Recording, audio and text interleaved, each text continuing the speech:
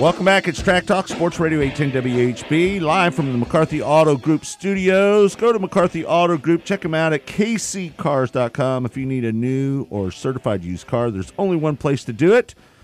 That's McCarthy Auto Group, kccars.com. You can find out anything about Hondas, Nissans, Chevrolets, Hyundais. It is the place, and we love them. McCarthy Auto Group, the best. You see us driving up and down the road in the McCarthy Auto Group Silverado, and very, very, very happy with our truck. And, you know, I had the Equinox that I bought out there a couple years ago, put 225,000 miles on it in 4 years. Flawless, that Equinox was. My daughter has bought a car. She's got a Chevrolet. I'm telling you, folks, check them out. I promise you're not going to get a better deal than McCarthy Auto Group. All right, phone lines are open, 913-3810-810, 913-3810-810. A little news coming out of RacinBoys HQ. We're going to make a small little announcement here this morning. We have been working with the good folks up at Jackson Speedway, where they're going to be running the Jackson Nationals. It's in Minnesota. We'll be broadcasting that race. Normally, audio, just live audio, but we have got confirmation that they are going to allow us to do a pay-per-view broadcast of the Jackson Nationals. It'll be our first pay-per-view event since we were out at Coca-Cola Speedway in Yuma, Arizona. When was that? March, Kirk? 1st of March when we were out there? Last February was Daytona 500 weekend. It was Daytona. Well, actually, the first pay-per-view at Tucson was, and then the week after that, the first weekend in March was at Coca-Cola. As I said, first weekend of March, it was our last paid-per-view event that we had. We were supposed to do Eagle on the 1st of June. It got rained out and not rescheduled, so here we go. Here we go. So, and this just came down the pipe a couple days ago. They called up and said, hey, would you be interested in doing this pay-per-view? Oh, by the way, it's in 2 weeks. So we're going to throw it together. We're going to do hopefully a jam-up job like we did out there in Tucson and Yuma. It'll be a 2-day show. Some of the best sprint car drivers from all around the country are going to be there. Knoxville is off that weekend, so you're going to see a lot of the guys from Knoxville running up there with us. We should have somewhere between 40 and 50 cars. I would speculate somewhere around that. The Jackson Nationals has been going on forever. I remember when I was going to Knoxville back in the 70s. Jackson Nationals was one of the big events then. So the 35th annual. Oh, yeah. This thing has been going on forever. So it's a prestigious event over the Labor Day weekend, and, looking forward to it. Isn't that a big – you were up there last year. That's a big track, Year before last. We did not go back up there last year, but we were there in 2011. Yeah, it's great. That's a big half-mile racetrack? Really a nice, big, fast track. So our good friend Justin Zock is one of the co-promoters of that event, and we want to thank them for allowing us to come up there and do it. Again, that's a 2-day event. You'll be able to see it all live right on RacinBoys.com. That's 2 weeks from this weekend, August 30th and August 31st. That is Labor Day weekend, so that's Friday and Saturday, so you can watch that and still enjoy your weekend and Saturday and Sunday. 2 days, you can buy both days for $25, or you can buy each individual day for $15. Hopefully you guys enjoy that. Here over the next few days we'll have the buy tabs up on the website here, so we'll get that done here over the next we don't have it up there right now because, well, quite honestly, we just got it all worked out yesterday. Yep. So there you have it, folks. Pay-per-view Jackson Nationals live on RacinBoys. $25 for both days, $15 a day. That's Labor Day weekend. Hopefully you will join us for that broadcast. Interesting story came out this past week, and it involves Humpy Wheeler. For those of you that don't know Humpy Wheeler, he is the former promoter, as it were, of Charlotte Motor Speedway. He used to work for Bruton Smith. General manager, whatever. He was let go. Very colorful character. And P.T. Barnum type guy. Right. Great promoter. Did a great job when he worked with Bruton Smith. Here, this week, he came out with a series of YouTube videos talking about the state of NASCAR racing. NASCAR got a little bit too fancy. You know, why are the crowds dwindling at some of the venues, and, you know, what his take on... We need to get Humpy on just how he believes NASCAR has gone wrong and what they need to do to get it back. And one of the things he talked about was Dale Earnhardt.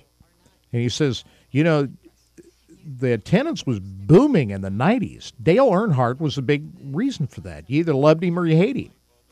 And we don't have a figure like that in NASCAR. And this is where I agree with Humpy.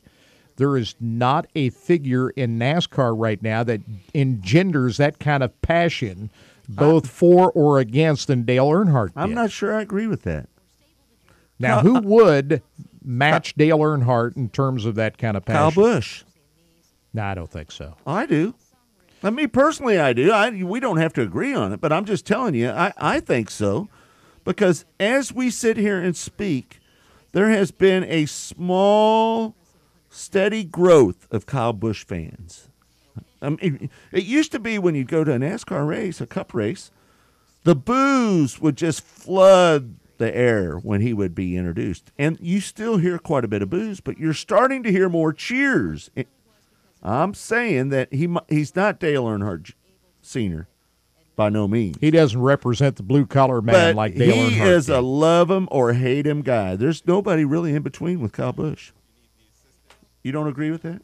I just comparing him to Dale Earnhardt. No, not even close. Nobody will ever be Dale Earnhardt.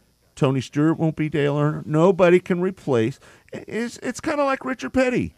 Nobody can be Richard Petty. Nobody can be Dale Earnhardt. It's just that. Why do we have to look for somebody to be like Dale Earnhardt? I'm not saying they have to be exactly like those people, but you need somebody in the sport to represent the blue-collar guy in racing that Dale Earnhardt did. This sport was founded down in the southeastern part of the United States. It went country back when they went to the Speedway back in 1994. Mm-hmm. It went national. But still, its roots, even when it did that at that time, as long as Dale Earnhardt Sr. was around, its roots were still based in the Southeast, and its culture was based in the Southeast, and it permeated itself throughout the country. That's all gone now. Well, and it's like what Humpy Wheeler was talking about. Corporate people try to tell Richard Petty how to act. Right. You know, you're not going to tell Richard Petty to be anything other than who Richard he was. Petty. Right. And Right. now he says that we've got too many corporate influences in the sport now, trying to mold it into something that it's not, and it's chased away a lot of the diehard fans that were the foundation of this sport for many years. So there's pretty interesting things. Let's try to get Humpy say. on. Right. We need to try to get him on. He'd be an interesting guest for sure. Kirk, I know we've got hour number 2 coming up here in just a little bit, and we're going to talk about Lakeside Speedway. And dare I say that I am starting to get a little concerned about the A-Mod car count out there. If you take out the USMTS cars that ran there the last time I was out there, they would have had 16 regulars out there. The week before that, they had 12. Last night, what did they have? 12. 13 start. 13 start. One didn't make it even past the warm-up lap. Okay. All right. Okay. Lakeside Speedway is a very high-speed racetrack, and it is hard on equipment, and it's expensive to run at Lakeside Speedway. It's been that way for 10 years, though, Kirk, yeah, and it's dropped off this year. But when you drop the purse and you lower the amount of money that you're paying to the drivers, 4 minutes. That adds to it. So I'm not a bit surprised at all that the car count has dwindled off. And you couple that with the growth of the B-Mod class and how many cars that they have gotten in that division. Some of those guys that used to run the A-Mod division now running B-Mod, a combination of all those factors. I'm not surprised at all that the car count has dropped off in the A-Mod class. I'm surprised that it's that low. Am I surprised that it's dropped off? No. You got several guys. But I will tell you, I never thought that we'd ever see the day when there was less than 20 A-Mods for an A-Main at Lakeside Speedway. You had just as many Grand Nationals as A-Mods last night. Sad. But it's expensive to run at Lakeside So 2 Speedway classes, right basically what we're saying here, 2 for 2 one. classes, 24 cars, 25 cars. 25, yep. Now, the cars that you do have at Lakeside are high-quality cars. I mean, it's not like you got a bunch of junk out there in that division. It's good quality machinery you have. Of those 12 or 14 cars that showed up last night, it's still good quality out there. It's just the numbers you're not going to get because of the cost of running that racetrack. See, I'm not buying that. Yeah, I see. I understand the cost, but people have been racing out there for 13 years. It's been dirt. and the car count hasn't but been that they've low. lowered the purse since then, Scott. How much? $50? Is that really going to stop 20 guys from racing out there? Really? Well, they got. Folks, I'm going to tell you right now. They've got other choices. They're going to probably go somewhere where it doesn't cost them so much to run. You better get off your hands and get out to Lakeside. This is our premier racetrack that we have in this area. And I'm going to tell you, if it's not profitable, we never dreamed in a million years Lakeside would be one of the tracks that we said might have an issue. They better get it together. And I'm not saying get it together because I think that Don Mars and Mike and Kyle Johnson are doing a fine job running the racetrack. 2 minutes. I have no idea why the car count is down the way it is. And we're going to talk quite a bit of that in length, hour number 2. Don't forget, hour number 2 exclusively on RacinBoys. We've got 20 people hanging out on the chat room. That'll spike up to 40 or 50 people here in hour number 2. You just go to RacinBoys.com, go to the homepage, click on media. There's a little drop-down window. It says live, Track Talk Live. It'll take you to the in-studio cameras. Don't forget, you can watch the entire 2 hours of Track Talk on Sports Radio 810 and on RacinBoys hour number 2. Always the video cameras are rolling here at RacinBoys. So we'll be talking in great length about that, I am sure. I don't know what we're going to talk about or what direction it's going to go, but I'm sure it's going to be interesting. Well, you're going to be heading to a high-speed racetrack tonight, Salina High Banks for the ASCS.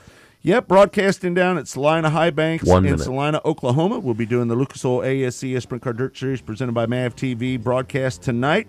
Be myself, Scotty Cook, pit reporting, along with the voice of the National Tour, Brian Hobart. It'll be our first time back since the ASCS 360 Nationals. Everybody knows we didn't have a chance to do Oskaloosa, so we're back, and we're going to make, again, the announcement that we're doing the pay-per-view Jackson Nationals coming up here in 2 weeks on Labor Day weekend. And don't forget, 30. RacinBoys TV tonight at 5 o'clock on Metro Sports. We got Knoxville fully covered from last weekend. This is a show you don't want to miss. If you miss it tonight, 10 o'clock tomorrow morning, Metro Sports. All right, remember, hour number 2 coming up on RacinBoys. For Jed Marshall, Todd Surprise, Kirk Elliott, I'm Scott Traylor. We'll see you next week here on Sports Radio 810 WHB's Track Talk.